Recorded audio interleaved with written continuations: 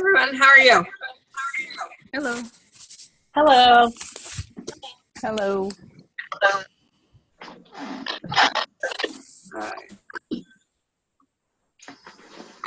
More people joining in. So who wants to share something that they learned from, well, who all got a chance to take the party experience training? I did. Awesome. So what's something that you learned?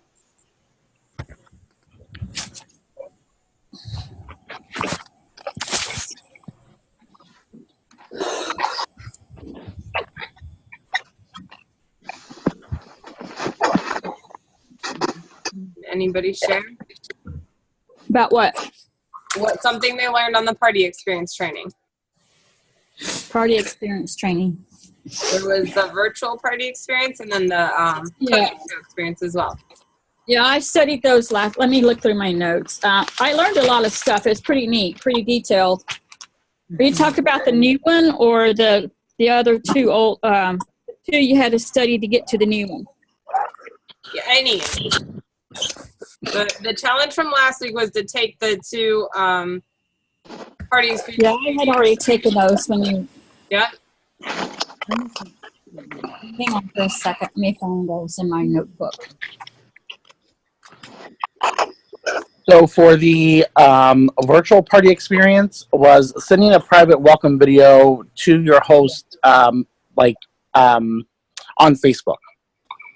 Okay. Awesome. Have you ever tried that before? I actually did that once before, but it wasn't to the actual host. It was to the actual whole party. And then that was another thing that I had learned, taking the, virtual party experience, was also doing one to like the entire group. So that was good to know, but I've only done it once. And I there wasn't like I know we need to do it more than one time to really kind of get a feel for if it works for us or not. So that is two of the things that I have on my commitment basically list to use in the future for my virtual party. That's something I have trouble with. Everything that I've read in both the virtual and the home show, everything, I've already heard it from Chantel and Angela. They've touched bases on it in one form or another over the times since I've joined. So it's kind of like, it's really hard for me to get my attention because I've already heard it. But this time I see the words, and I'm a visual learner, so I think that's kind of why it kind of like sunk in. Okay. Well, and statistics actually show, so our team is really well trained. We have great leaders on our team that do all kinds of training and share it with you guys. And you guys have lots of opportunity to take trainings through our team. So there probably won't be a ton of things that you've never heard before. But statistics show it takes about 5 times for something to actually sink in. And Jimmy's saying there's a lot of background noise. So if you're not in a quiet place, if you can mute yourself and then just unmute yourself when you talk, because we do want to have as much participation as possible. That would be great. Yes, and that's good, because otherwise we don't get a clear recording as well. Okay, so let's see. And if anyone, I know a couple people are coming on video in a minute, but if you don't know how to do the video, if you're on a phone or a device, it should be towards the bottom corner. And if you are on a computer, there should just be a start and stop video towards the bottom as well. So who else wants to share, if you have something else to share that you learned from the party experience training, or something good that happened this week for you?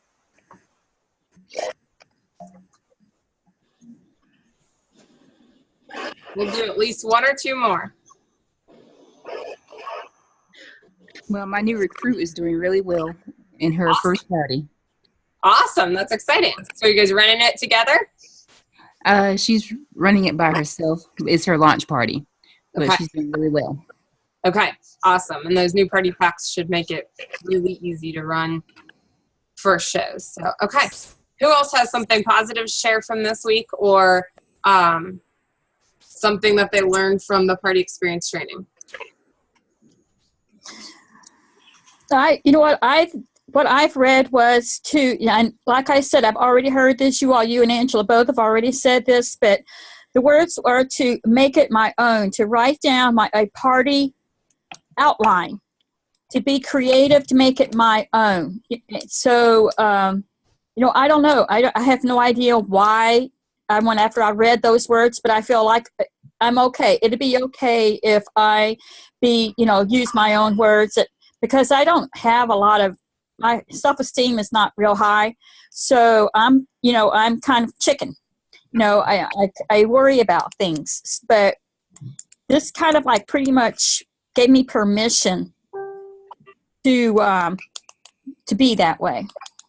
And that's what people want. We all bring something to the table with our businesses, and people will book because of you, not because it's perfect. So Angela and Amber and I just got to go to Nancy's retreat in Virginia Beach, and one of the great things she had us do was like film a little video of a quick tip we had that we would normally just share at our shows.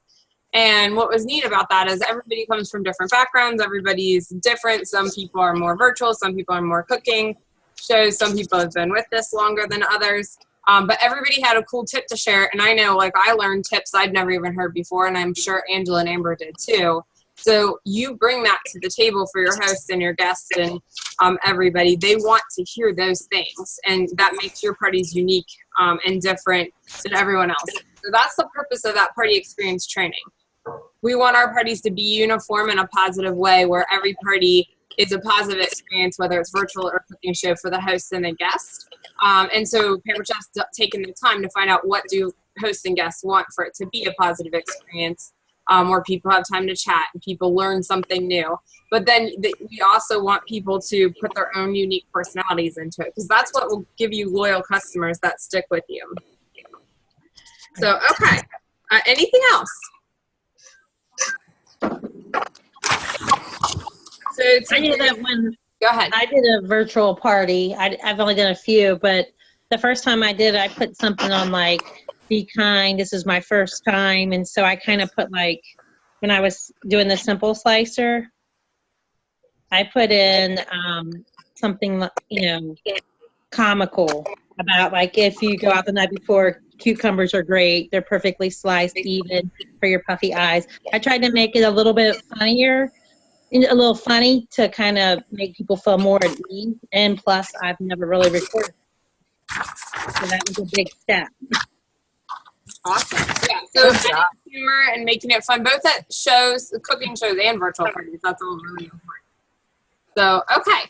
Well, let's jump in. Today's topic, we're on week number 4, so there's only 1 week left. So it's great to see all of your guys' faces. We've got great participation. I'm glad you guys are making the commitment and not offering excuses and sticking with the No Excuse Club. So this week's topic is one of the most important ones, I feel like. It's recruiting. And we're going to stick with the same format. What are the fears that hold you back? And who here would like to add somebody to their team? Show of hands. Okay, awesome. And if I can't see your face, then you can comment in the chat box. So what we want to start off with is have as many of you as possible share a fear or a concern that holds you back from growing, adding people to your team. And then we will jump in with, tips and ideas to help you with those fears. So who wants to go first? I'm going to try to get everybody to take a turn if at all possible. So who wants to go first? I'll go first. Awesome. I think my biggest fear is being available to them and knowing what to say. Chantel, you and I have talked a few times, and, I have 3 people that are constantly on my radar, but it's like I can't get them, over the hump, Not that I've, lost interest in trying to recruit them or not contacting them. I just don't know if I'm not saying the right thing, or, maybe I'm not confident enough in myself yet to, deliver what I need to deliver, per se. Okay. And knowing what to say and getting them to sign up is what you're saying, not after they're signed up. Correct. Okay, perfect. Who's next?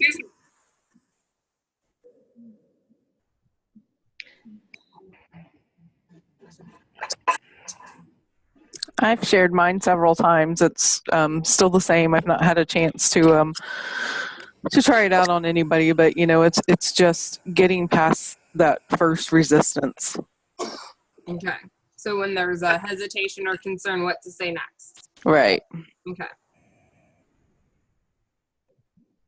Okay, who's next? This is Danielle. I think one of my fears is not knowing the answer to their questions. Just kind of being fairly new myself, I don't know if I would know all of their answers or all of their questions, and I know that's okay, but I just get hesitant. Okay. And knowing the answers to questions they might have before they sign up or after they sign up when you're getting them started?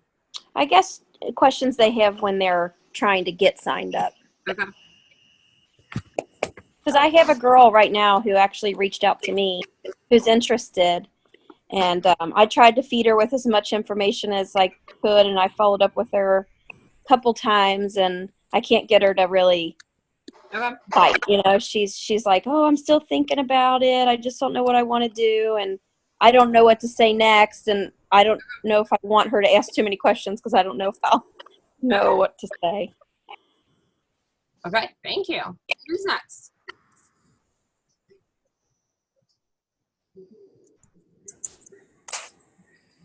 Crystal says her biggest fear is not knowing how to help them. And Crystal, is that for before they sign or after they sign?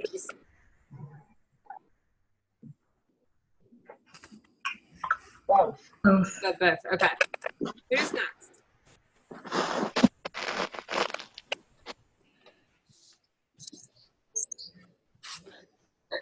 I'll go.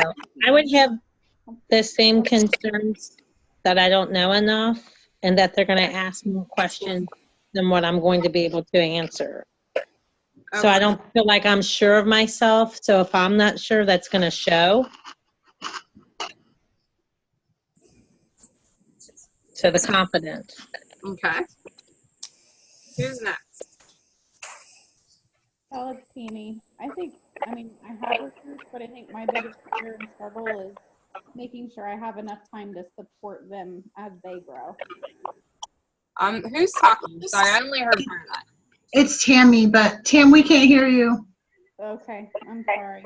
I'll type it. Okay. I think she said that she's afraid she won't have enough time to help them.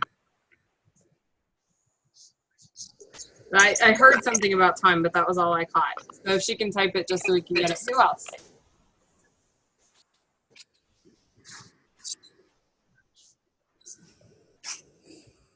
We'll do at least 2 more people.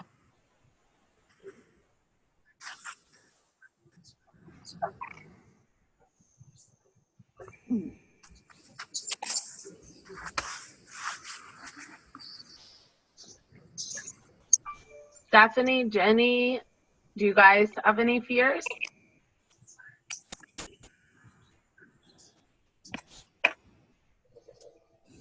Shawnee,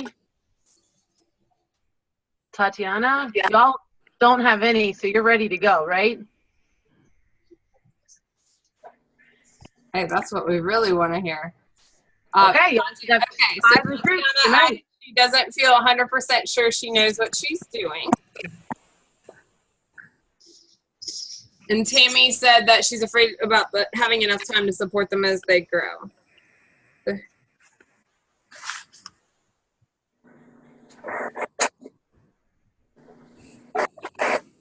We got time for one more. Get it in quick.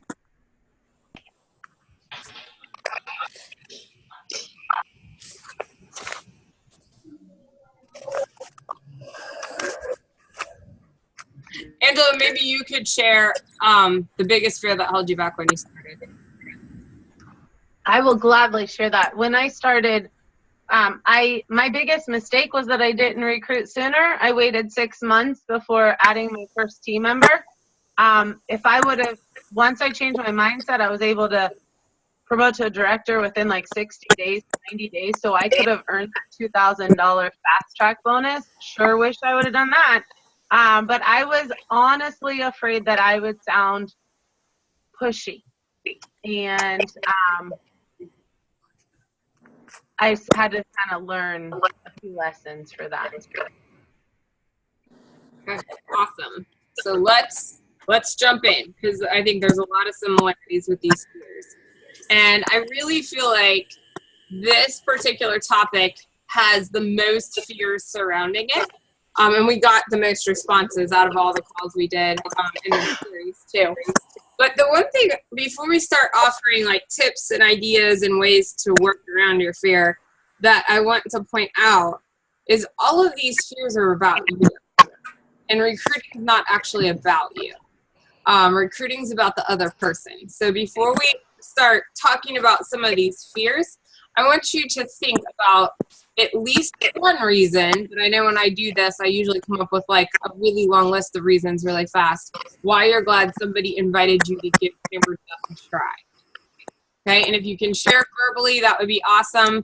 If you can't, if we can type it in the chat, because I think it'll be really helpful for other people to hear why you're glad. So think of at least one way that Pampered Chef's impacted your life in a positive way, or it's blessed you or your family, or it's done something positive for you or your family, and then just share that as quick as we can. So who wants to go first? I'll go first. The biggest thing that it's done for me is, truthfully, to save my sanity, because I had so much going on. I couldn't keep my head straight. But since I had this Pampered Chef, I had to learn. I had to concentrate on that thing. So that's how it saved me from my sanity. I mean, it just gave me something else to think about, something else to put my mind on to help me get through the other stuff that I had to go through. I love that. And thank you for sharing, Patty. And then Danielle said it's made her a better cook. And who is that help, Danielle? You can add that too. Like, who does that impact? Is it just giving you more confidence, or does it help your family? And then Tatiana said she was really excited about her first check. So where did that get spent, Tatiana? If you could share that too. Who else?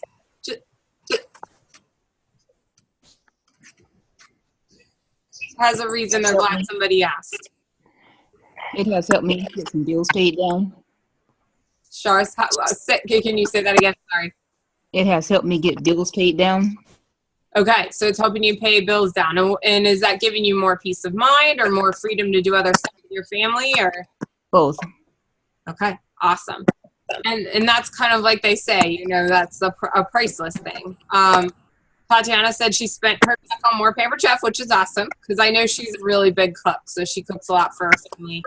And Tammy said the amazing friendships help me grow as an individual and give me a sense of pride, sharing my business and watching my team grow. Good night, I love you. And then Danielle said her family and her kids are excited about it, and it's bringing them together because she's cooking more in the kitchen. Anyone else have something else to share?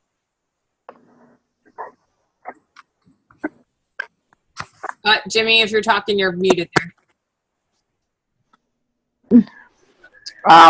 I've actually enjoyed the people that I've met, and I feel like I have friends that I probably wouldn't have had before had I not been invited, you know, to, you know, be part of this team. And, you know, these are friends that are not just because of Pampered Chef now. It's because, you know, we can talk to each other, you know, about our lives and what's going on. And, you know, so it's just given me another circle of friends to be able to count on and stuff. So that's the thing one of the things I've definitely earned by becoming by joining. Awesome. And so if you notice, there's a lot more to it than just a paycheck, or which is a part of it. I'm not saying it's not. It is. Or just more products or great products. There's a lot more to the business. And when you're not offering it to enough people and you're not getting people to give it a try, you are holding them back from being impacted the way you've been impacted. So whether it's, you know, being a better cook or spending more time with your family or having new friends and people you can count on, you're actually holding others back from that same opportunity that somebody already offered you. So while we go through these concerns, because I think we can lump several together, I want you to be thinking about that. Is this concern really more important than being able to offer something to somebody that could literally change their life? And then Crystal added, Pampered Chef has helped me get dinner on the table faster and allow my children to work in the kitchen with me more. So a lot of this, again, a lot of these responses aren't really about the money or the products. Okay, so the But concerns. on the money note, we do have people on our team who have made mortgage payments and rent payments thanks to Pampered Chef. And that is a huge thing that has impacted their family. Yes. Yes. So it's about all of it. But I find that a lot of times when we ask this question of why somebody's glad they started, the money is there. And we got to talk with Nancy Jo Ryan, who's one of the, she is the biggest national executive team in the country. And she even said, like, I wouldn't do this for free. Look, I'm not going to, go travel around and inspire people for free. So the money's always going to be a part of it. But a lot of times it's something that's a lot more and a lot deeper than that. So let's get back to the objections. Not knowing how to help them, not knowing the answers to the questions, and then those. So I heard a lot about knowing how to answer people's questions. So, what do you guys think when you ask Angela and I a question? Where do you guys think we find the answer? You're muted, Jimmy. Consultant's Corner. Yep.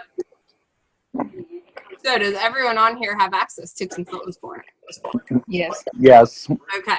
So, but the great thing is we don't do it alone, and we're both really busy. And if I think some people were texting me while we were out of town in Virginia Beach, and if it's a question I know several people can answer, I always refer them back to our team page. So, if you don't, I know the other concern is time. And you may not be able to find the answer, but usually once you've looked up an answer for yourself once, you probably aren't going to have to look it up again because you'll know the answer the next time you get asked. So we're not necessarily, all the answers are on Consultant's Corner, but we don't necessarily have to go in there and look for every single answer either. But the whole point of our team page is to support one another. And we have an awesome, really active team page. So if you're at work and you have a recruit and they need to know how to set up a show, you can refer them to Consultant's Corner because they have access to it just like you. And then you can also refer them to our team page because somebody will be on there at that time and they're going to post a screenshot of how to do it and help that person out. So it's not just your responsibility. There's plenty of support. Does that make sense? Okay. And then does that help you feel like you don't need to know the answer to every question? Because I don't know the answer to every question. I don't know what the next question I'm going to get asked is going to be. Okay. And also, some of the very basic questions we have saved on our team page in that pinned post. So as soon as you add a new person, like how to set up their bank account, how to set up their, business website, we already have that saved that you can just literally copy and paste a link. So I think that's pretty easy. Yes, I agree. Anything else somebody else wants to add about that? Answering people's questions, especially when you don't know the answer right off the top of your head. Okay, the other one I heard a lot was time and being available. I think that would probably be the second question. Having enough time to support them as they grow, being available and knowing what to say, not knowing how to help them in general. That can even be a timing thing as well. And really, it's the same thing. We have a lot of structure in place that doesn't require your time. So when a new consultant starts up, your job is not actually to train them. Your job is to support them and cheer them on and maybe give them a tip like Angela just said, like, hey, what I really wish I'd known when I was new is I held myself back by not recruiting. And if there's one thing I'd like to tell you is don't do that because you'll miss out. That's all you're doing. Other than that, you're plugging them into the resources available for them. So the resources available for a new consultant are their kit, PC University, the My Recipe for Success booklet, and then our team meetings, both our actual cooking, our recipe night workshops and our actual meetings. and our Wednesday Zoom calls. So that's a lot. If anything, we have too much, not enough. And so your job is just to let them know about that and maybe encourage them to participate, because sometimes new people are a little shy about jumping in on something like this. So if you can just encourage them, or say, hey, don't forget the meeting, or don't forget to join in on the Zoom for the meeting, that kind of thing, that's your role. Your role isn't to actually teach them how to host coach or how to submit a party. It's to encourage them. Does that make sense? Okay. Does everybody here think they can handle that? Yes. Okay. What were some other fears? Or who else wants to jump in and add something else? And maybe some of the leaders like Heidi and Tammy can add some other thoughts that have helped them build a team and get over some of these fears. I can add a little bit as far as the recruiting piece goes, just talking to them. Can you guys hear me? Yeah. Hi, okay. So I think when I first started, I was talking too much and was talking people out of it. So sometimes it's more about asking them a question and letting them answer, and then asking them another question and letting them answer. We get so excited about what we do and we want to tell that they get overwhelmed. So keep that in mind, because I think that's what I was doing. Yes. And that's another reason why some people are afraid, because they're like, well, what if I don't know? Excuse me. What if I don't know all the answers? But if you give them a chance to share their feelings, there isn't an answer. You're just being compassionate back to them.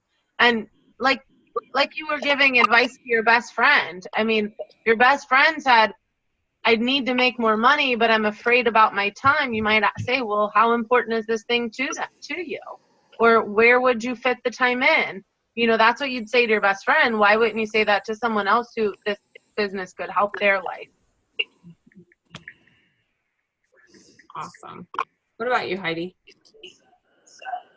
Are we still talking about fears about when we joined, or about recruiting? Either that or just some of these in general fears and things you've learned because you've built a team to help with that. 'Cause I think the other one we heard a lot was confidence too. So like, is there anything you've done that's helped with your confidence? So there's a couple things. One is, when I started this business, I was super insecure and super shy and super nervous. You guys should have seen me pour sweat when I would get up there, because I was just that insecure. And I still get nervous, but I am not a hot mess anymore, and I'm more confident in all other areas of my life. When I started, if I had been asked to come to this group as hospitality, I would have shied away from it. And when Chantel invited me, I just walked through that door like I belonged there. And you guys made me feel like I belonged there. The other thing I want to share is, it's funny that we're talking about this, because while Chantel, Angela, and Amber were in Virginia Beach, I was in Michigan, on Lake Michigan, with directors on my upline doing training. And we had a speaker, and one of the things he said was, your success depends on how much fear you are willing to tolerate. So just tuck that away and think about it later, because it's uncomfortable at first because it's new, but once you get past, it's always going to be new until you start doing it. So once you get past that newness, you'll be good. It'll feel, like Angela said, talking to your best friend. Awesome. And I couldn't have said it better myself either. So thank you, because that was awesome word choices. And that was something I was talking to a friend I met because of Pamper Chef this morning about the retreat. And I did an hour presentation there, and I didn't even have any notes, which 3 years ago I would not even have been capable of doing. But one thing that's been really consistent through my business is stretching myself with the things I'm afraid of. I've never, it's been very small baby steps, and it's taken 13 years, but I've never turned it down even when it terrifies me. Because I'm not going to stretch and grow if I don't actually face whatever that fear is and then push through and learn from it. So the confidence part, you're only going to get it by doing it, and you just have to do it, and then you'll start to grow in confidence. Is it possible, Stephanie, at all for you to come off of mute? because I know that you personally were scared to even do a cooking show for over a year. And I know it was a big deal for you to come out of your shell and do that. But I want you to share with everyone that one cooking show that you did, what your results were, and was it worth that? Unmute. Can you hear me? Yep. Yeah. Okay, sorry. This crazy computer. So I was terrified. Like, oh my gosh, heart racing, was like, okay, I'm doing this scared. So I got there and I started talking with everyone. The more I started talking to everyone, I just got really comfortable with them. And from that one cooking show, just one cooking show, I have 2 new recruits. So my biggest fear, though, with those 2 new recruits, is just like everyone else is saying, just fear that I'm not going to be able to lead them in the right direction.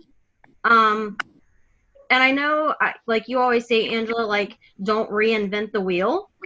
But then I always feel like I am basically like copying someone else, and I always feel like that's a terrible thing.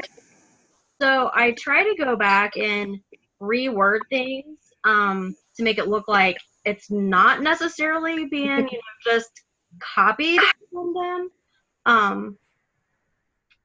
But yeah. I think that's awesome. Thank you for sharing.